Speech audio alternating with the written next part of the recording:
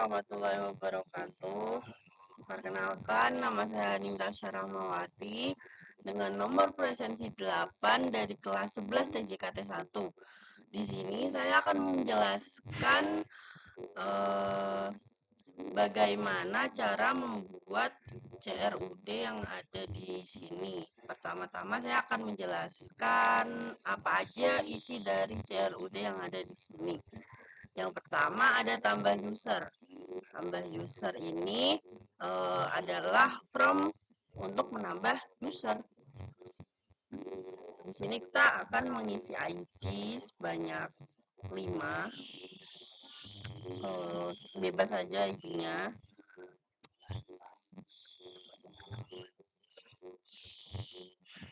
Untuk username dan password saya di sini gunain 4 aja biar gampang. Alamatnya terserah apa aja. Kita submit. Nah, di sini sudah menandakan berhasil. Kita kembali. Nah, di sini kita sudah berhasil menambahkan user ke halaman master user ini. Lalu kita akan mengupdate untuk user ID-nya. Kita nggak bisa ngupdate karena udah disetting sedemikian rupa. Jadi kita mengganti username-nya aja. Kita mengganti ke ini aja dan kita akan mengganti alamatnya.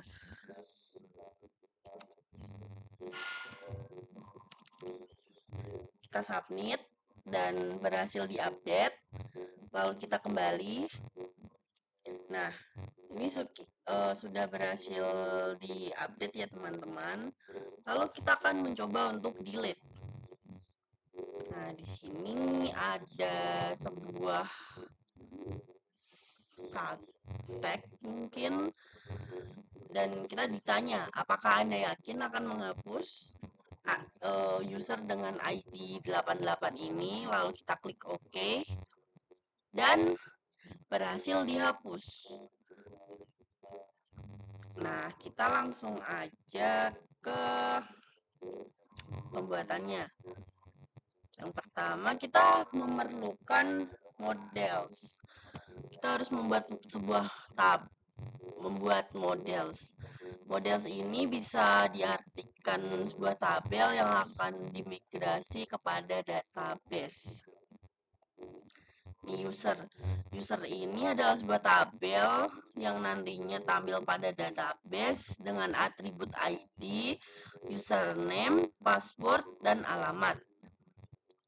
Di sini ada maxleg digunakan. Maxleg ini digunakan untuk memaksimalkan dari banyaknya huruf atau angka yang akan kita masukkan pada kolom input yang tadi, yang user ID itu. Contohnya pada kolom ID hanya terdapat 5 maxleg, maka kita juga harus memasukkan ID dengan maksimal huruf atau angka itu hanya 5. Jika lebih dari itu akan terjadi error.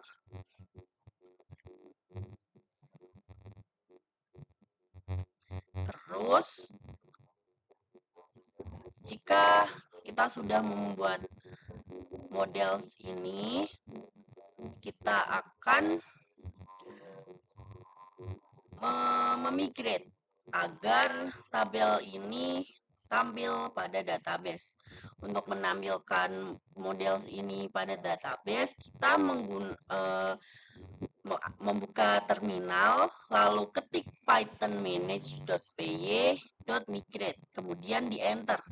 Jika sudah menunjukkan berhasil, kita akan lihat pada database apakah sudah masuk atau belum. Karena di sini saya sudah migrate dari awal, jadinya saya berhasil. dengan nama app_users dengan atribut ID, username, password, dan alamat. Setelah berhasil migrate database, kita akan membuka urls.py. Di sini URL partners adalah daftar yang berisi semua URL yang tersedia pada aplikasi di Django. Saat kita akan membuat URL, kita akan mengetikkan pada URL path ini. Contohnya path ini.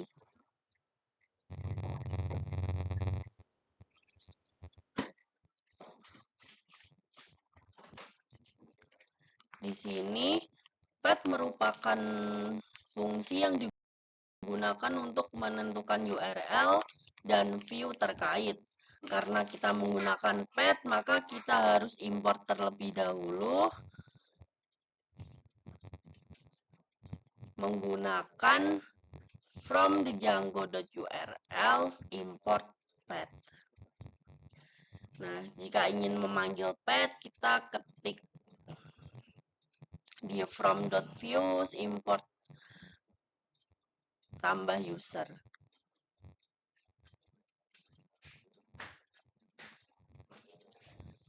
Terus di path kita tambahkan tambah user. Terus diarahkan ke tambah user dan diberi nama tambah user. Kemudian kita akan pindah ke views.py. Pertama, kita akan membuat fungsi div tambah underscore user dalam kurung request (2) return render request, kemudian tambah user .html ini merupakan file template yang akan kita buat.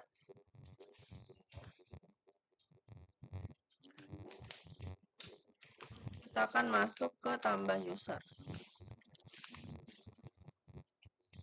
Setelah kita membuat tag HTML pertama ini, kita akan membuat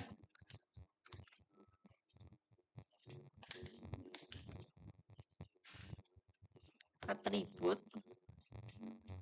dengan urutan yang sama seperti database yang sudah kita buat tadi. Ini contohnya ada ID, user ID dengan nama ID, ID-nya juga ID, terus max length-nya ini harus sama dengan yang ada di models. Karena di sini saya menggunakan 5, 50, 50, 50.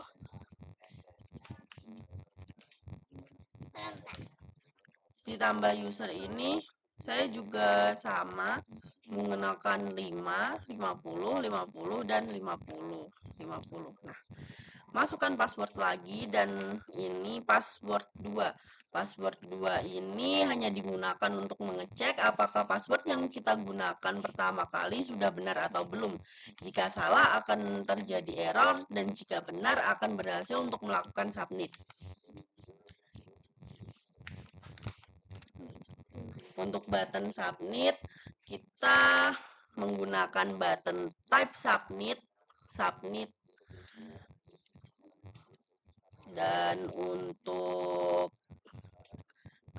kembalinya kita menggunakan sebuah link dengan tipe heart dalam kurung URL master user.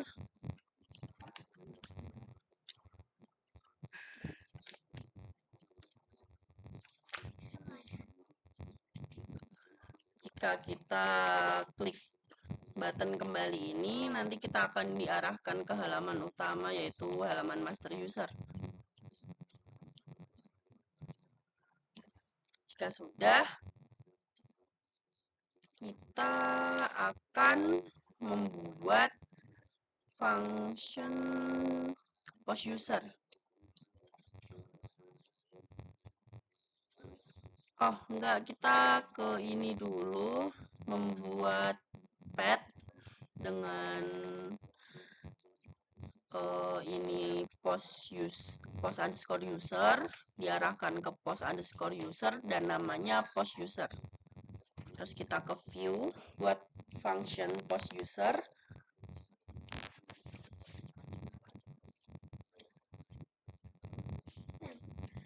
Nah, request di sini digunakan untuk menginformasikan tentang permintaan pengguna seperti metode HTTP, parameter URL, dan data from. Fungsi ini memiliki function ini memiliki fungsi untuk mengambil data dari ID, username, password, password 2, dan alamat. Yang nantinya data ini akan disimpan dan akan ditampilkan dalam sebuah form. Nah, if user object.filter ID sama dengan ID exit ini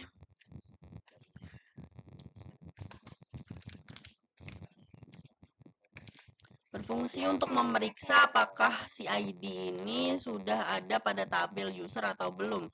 Jika sebelumnya sudah, maka akan menampilkan pesan error. Jika sebelumnya tidak ada ID yang sama, maka dapat berjalan seperti biasa. Untuk else tambah user.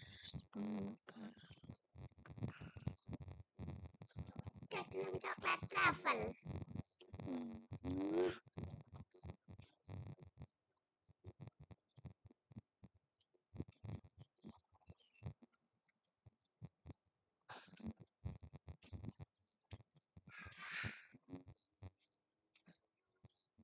Untuk else di sini adalah nama pet, nama URL sebelumnya.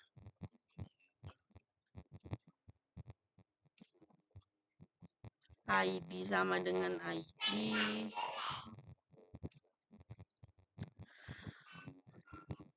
Sama dengan kode sebelumnya, mereka sama-sama ingin memeriksa apakah ID, username, dan lain-lain ini sudah tersimpan atau belum. Untuk if password sama dengan password 2 memiliki fungsi untuk memeriksa atau mencocokkan password 2 ini sudah sesuai atau belum dengan password yang pertama kita masukkan. Terus untuk render ini digunakan render ini adalah fungsi Django yang digunakan untuk mengembalikan respon HTML ke pengguna. Fungsi ini menerima request, nama template, dan konteks sebagai argumen. Terus konteks ini digunakan untuk mengirim data ke template. Terus kita akan beralih ke sini. Nah, saya akan menjelaskan bukan ini nih. Nah, CSRF token ini digunakan untuk melindungi aplikasi web dari serangan CSRF. Token ini biasanya merupakan nilai acak yang diterima oleh server dan disematkan dalam formulir atau permintaan HTTP. Kemudian if message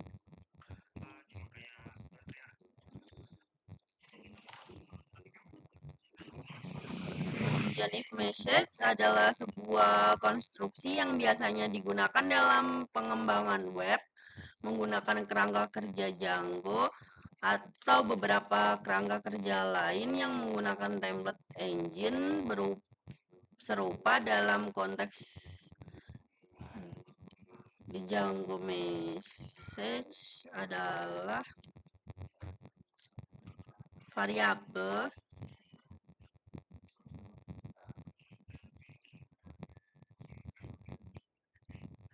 di Django message ini merupakan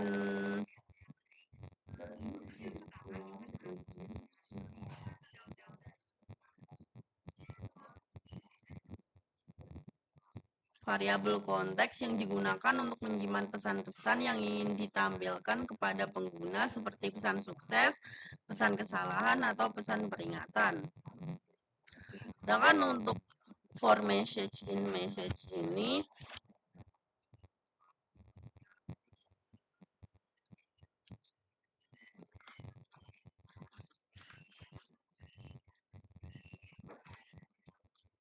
ini sama seperti if message.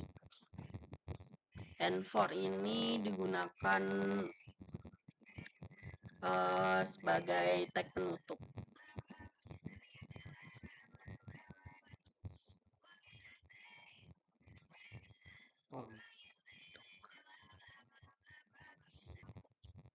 Di sini ada for user in data underscore user. Ini ada sebuah konstruksi dalam template engine yang digunakan untuk mengulang melalui setiap item dalam sebuah daftar atau literatur yang disebut data user. Jika ada for user ini, kita akan tutup dengan end for.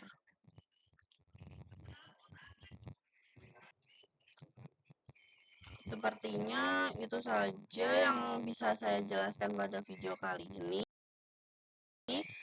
Semoga dengan video penjelasan CRUD saya kalian bisa terbantu. Terima kasih.